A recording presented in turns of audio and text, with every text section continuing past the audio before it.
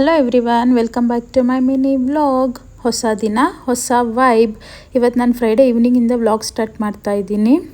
ಇವತ್ತು ನೈಟ್ ಊಟಕ್ಕೆ ಚಿಕನ್ ಸಾಂಬಾರು ಮತ್ತು ಹೆಸ್ರುಕಾಳು ಗೊಜ್ಜು ಮಾಡೋಣ ಅಂತ ಮಾಡ್ತಾಯಿದ್ದೆ. ಆ್ಯಕ್ಚುಲಿ ನನಗೆ ಚಿಕನ್ ಸಾಂಬಾರು ಮಾಡೋಕ್ಕೆ ಬರುತ್ತೆ, ಮದುವೆ ಆದಮೇಲೆ ಕಲ್ತ್ಕೊಂಡಿದ್ದು. ಬಟ್ ಮಟನ್ ಸಾಂಬಾರು ಮದುವೆ ಆದಾಗಲಿಂದ ಒಂದಿನಕ್ಕೂ ಮಾಡಿರಲಿಲ್ಲ. ನೀವು ಲಾಸ್ಟ್ ವಿಡಿಯೋದಲ್ಲಿ ನೋಡ್ಬೋದು, ನಾನು ಹಾಕಿದ್ದೀನಿ.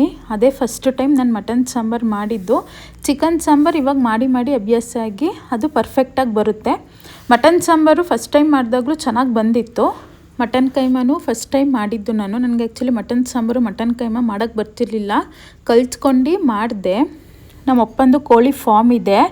ನೀವು ಕೇಳ್ಬೋದು, ಕೋಳಿ ಫಾರ್ಮ್ ಇದೆ ಅದಕ್ಕೆ ತಂದು ಯಾವಾಗಲೂ ಮಾಡ್ತಾರೆ ಅಂತ. ಇಲ್ಲ, ನಾವು ಯಾವಾಗಲೂ ಅಲ್ಲಿ ತರಲ್ಲ. ನಮ್ಮ ಅಪ್ಪ ಈ ಸಲ ಬಿಟ್ಟಿದ್ದಾರೆ. ನಾನು ನೆಕ್ಸ್ಟ್ ಬ್ಲಾಗ್ಸಲ್ಲಿ ತೋರಿಸ್ತೀನಿ ಯಾವ ಥರ ಬಿಟ್ಟಿದ್ದಾರೆ ಅಂತ. 1 ವೀಕ್ ಆಯಿತು ಬಿಟ್ಟು. ಅದು ಬಾಯ್ಲರ್ ಕೋಳಿ. ನಾವು actually chicken keema 6 to 7 kg ಆಗಬೇಕು, ಅದು ಕೋಳಿ ಬಿಟ್ಟಿರ್ತೀವಿ.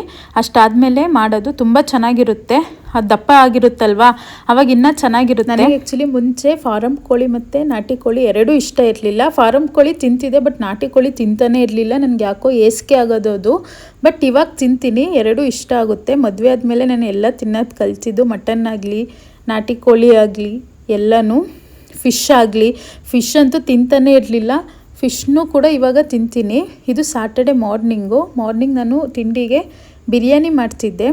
ನಾನು ರೆಸಿಪಿ ಎಲ್ಲ ಶೇರ್ ಮಾಡಿದ್ದೀನಿ ಅಂದ್ಬಿಟ್ಟು ನಿಮ್ಮ ಹತ್ರ ಶೇರ್ ಮಾಡ್ಕೊಳ್ಳಿಲ್ಲ. ಹಾಗೆ ಸ್ವಲ್ಪ ಕ್ಲಿಪ್ಸ್ನ ಆ್ಯಡ್ ಮಾಡಿಕೊಂಡೆ. ನನ್ನ ವಿಡಿಯೋ ಏನಾದರೂ ನಿಮಗೆ ಇಷ್ಟ ಆಗಿದ್ದರೆ ಲೈಕ್ ಮಾಡಿ, ಫಾಲೋ ಮಾಡಿ, ಶೇರ್ ಮಾಡಿ. Thank you. ಹೀಗೆ ಸಪೋರ್ಟ್ ಮಾಡ್ತಾಯಿರಿ.